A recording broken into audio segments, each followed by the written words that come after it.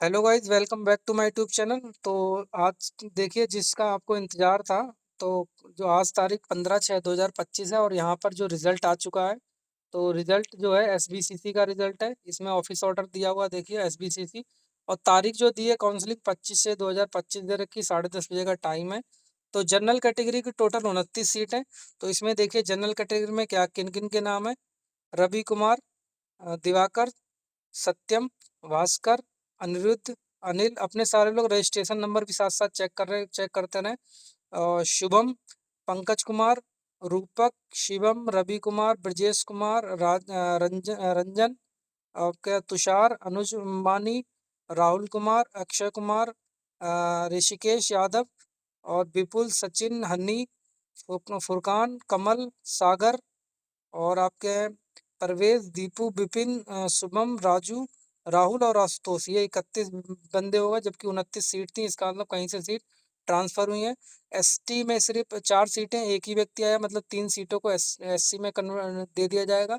तो सुनील कुमार गौंड है सिर्फ एसटी में। और शेड्यूल कास्ट में देखिए सिर्फ हमें एक ही बंदा मिला है, तो 3 सीटें हमने क्या है एससी में ट्रांसफर कर दी। तो टोटल 9 सीटें, 9 3 12 सीटें हैं एससी में। और एससी में टोटल व्यक्ति कितने, 8 हैं। तो मतलब 4 बच रही है, 4 को हम ओबीसी में ट्रांसफर करेंगे। तो विकास कुमार और विकास, आपका शैलेश और कुबर, रोहित, अभिषेक, राजीव और अमित, ये 8 व्यक्ति हैं। ठीक है। और बची हुई जो 4 सीटें उनको ओबीसी में ट्रांसफर किया गया। तो ओबीसी में देखिए नाम देखिए, सचिन, कपिल, आदित्य कुमार, बलराम, राहुल, सुनील, सतेंद्र, अनिरुद्ध और भानु प्रताप, और आपका टीकाराम, रोहित कुमार यादव, विकास गुप्ता, राहुल कुमार, निषाद, और खुर्शीद अंसारी, मोहम्मद कामरान, तनुज, ज्ञानेंद्र, रिंकू और संदीप कुमार। ये आपके जो हैं ओबीसी के दिए हुए हैं। और जिन्होंने रूरल लगा रखा है, वो लोग जो है सर्टिफिकेट रूरल जरूर लेके जाए, ठीक है। और इसके बाद में ईवीएस में देखिए टोटल नंबर ऑफ सीट 6 हैं, बट 4 मिले हैं। विशाल कुमार, लवकेश और अजीत कुमार और प्रवीण सिंह। और बाकी देखिए there are only 4 candidate under EVS. तो 2 सीटें बच रही हैं, 2 सीटों को हम क्या करेंगे, एससी मतलब जनरल कैटेगरी में जो है ट्रांसफर कर दिया। और इसके बाद में देखिए ये वेटिंग लिस्ट है। तो वेटिंग लिस्ट में जिसका नाम है वो लोग क्या कर सकते हैं, फीस जमा कर सकते हैं ऑनलाइन। और फीस जमा करने के बाद सारे डॉक्यूमेंट्स प्रिपेयर कर लीजिए। प्रिपेयर करने के बाद में क्या होता है, कभी कभी जितने भी व्यक्तियों का ऊपर नाम दिया है उनमें से कोई ना कोई नहीं आ पाता है। किसी फीस की वजह से नहीं आ पाता है, या कोई डॉक्यूमेंट्स की वजह से नहीं आता है, या कोई अदर दिक्कत होती है, तो उनके जगह वेटिंग लिस्ट वालों को मौका दिया जाता है। पिछली बार ऐसा ही हुआ था। तो वेटिंग लिस्ट में विशाल मिश्रा, पुष्पेंद्र, कमल, नीरज, संदीप, गोविंद, विकास, आलोक, दिलीप, राकेश, नीतीश, ब्रजेश, मोनू, हिमांशु, अंगद, आदर्श, इसके बाद में शुभम, विकास, देवचंद्र, अजय कुमार, बलराम, अंगद कुमार, और आदर्श पाल और शुभम, विकास कुमार, देव, अजय और बलराम। सब अपने लोग रजिस्ट्रेशन नंबर चेक करके सामने नाम चेक कर लीजिए, ठीक है। और इसके बाद में सुनील कुमार यादव और सुमित कुमार और दीपांशु, ठीक है। अब इसके बाद में क्या है, आपको मैं फीस डिटेल दिखा दे रहा हूँ, कितनी कितनी फीस रहने वाली सभी की, ठीक है। तो आपको फीस जो है किस मोड में पेमेंट करनी है, कि ऑनलाइन है कि ऑफलाइन है, वो भी देखिए। तो ये देखिए काउंसलिंग कंडक्टिंग प्रोसीजर और रूल्स क्या है। आपको 10 बजे पहला पॉइंट करा, 10 बजे आपको 25/6/2025 को पहुंचना है। दूसरा पॉइंट देखिए एसबीसीसी दे रखा है, और फीस जो होगी वो ऑनलाइन मोड होगी। तो फीस देखिए एससी एसटी की कितनी है, गवर्नमेंट फीस या आपको जो है ट्यूशन फीस जैसे 22,800 है, 50 है। हॉस्टल फीस दोनों की सेम है, 29,700। सीएसए 4800 और कौशन मनी 2100, दोनों की सेम है। तो एस सी एस टी की टोटल फीस आपको 59,450 जो है वो जमा करनी है। इसमें आप क्या कर सकते हैं कि आप जो है आप गवर्नमेंट फीस है जो ये आप जमा कीजिएगा।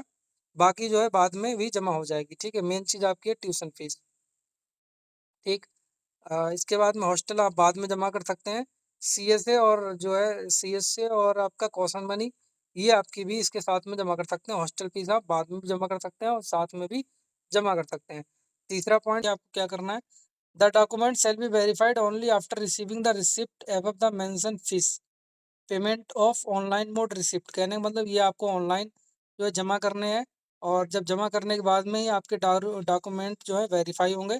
चौथा ऑप्शन कह रहा है कि the candidate should submit their application form मतलब office copy along with the self attested photo copy of all documents, all the original documents, especially proof of age, qualification, experience category shall be checked and verified. तो candidate की office copy जो आपने जो भरा हुआ form भरा हुआ था उसकी एक ऑफिस कॉपी निकली होगी वो, ठीक है। और सेल्फ अटेस्टेड सारे डॉक्यूमेंट्स की फोटोकॉपी और प्लस ओरिजिनल डॉक्यूमेंट्स, ठीक है। और आपका आधार कार्ड, और एक्सपीरियंस है तो कोई एक्सपीरियंस कैटेगरी सर्टिफिकेट जो भी है सब आपको फोटोकॉपी एक तो बना के ले जानी है और प्लस आपको ओरिजिनल भी ले जाने साथ साथ। पांचवा कह रहा है कि एज लिमिट 35 साल मैक्सिमम है। छठा कह रहा है for SC ST category candidate self attested copy of certificate from appropriate authorities in the rank of DM collector SDM tehsildar with the legal seal should be submitted.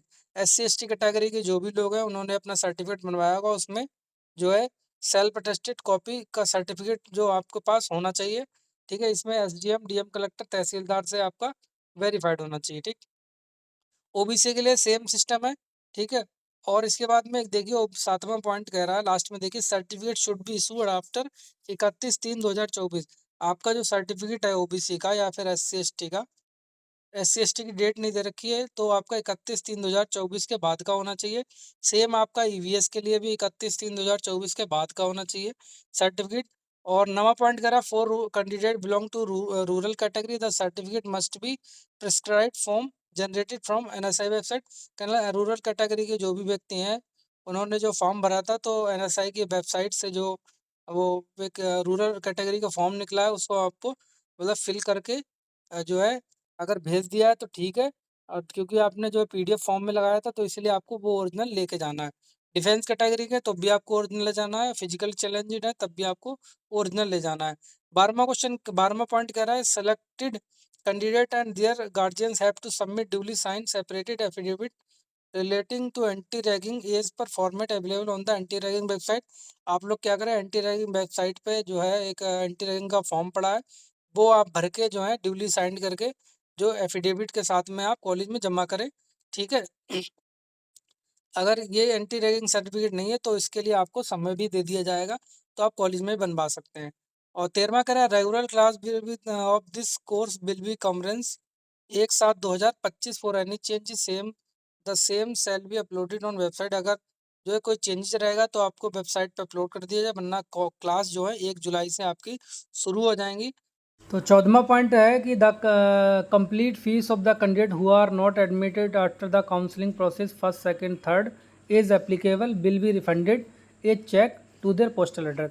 14वां कह रहा है कि अगर जो है आपने फ़ीस जमा कर दी है, फर्स्ट सेकंड थर्ड काउंसलिंग हुई, तीनों काउंसलिंग में अगर आपका नाम नहीं है मतलब एडमिशन नहीं हुआ है, आप सिलेक्ट नहीं होते हैं तो आपकी फ़ीस जो है चेक के द्वारा पोस्टल एड्रेस पे आपके घर पे भेज दी जाएगी। और 15वां कह रहा है कि the tuition fees submitted by the candidate who are admitted और selected will not be refund if the candidate withdraw the admission. कहने का मतलब 15 पॉइंट ये कह रहा है कि अगर आप जो है सिलेक्ट हो गए हैं और सिलेक्ट होने के बाद में जो है आपने एडमिशन नहीं लिया, ठीक है, तो आपकी फ़ीस जो है वो वापसी नहीं करी जाएगी अगर आप एडमिशन नहीं लेते हैं तब, ठीक है। आप लोग हिंदी में कन्वर्ट करके भी आपको पढ़ लीजिएगा जो जिसका नाम है। तो एक देखिए इसमें क्या रहता है कि जो वेटिंग लिस्ट वाले हैं कभी कभी क्या होते हैं कि जो है आपके जिस चीज़ के नाम दिए वो लोग नहीं आ पाते हैं तो वेटिंग लिस्ट वालों को जो है चांस मिल जाता है, ठीक है। तो बाकी जो है और डिटेल में जो है थोड़ी कंफर्म करके जो है मतलब और बता दूंगा जो जो मुझे पता लगेगा। तो जो भी चैनल पे नए हैं वो लोग सब्सक्राइब कर ले जिससे आप जो अपडेट मिलती रहे।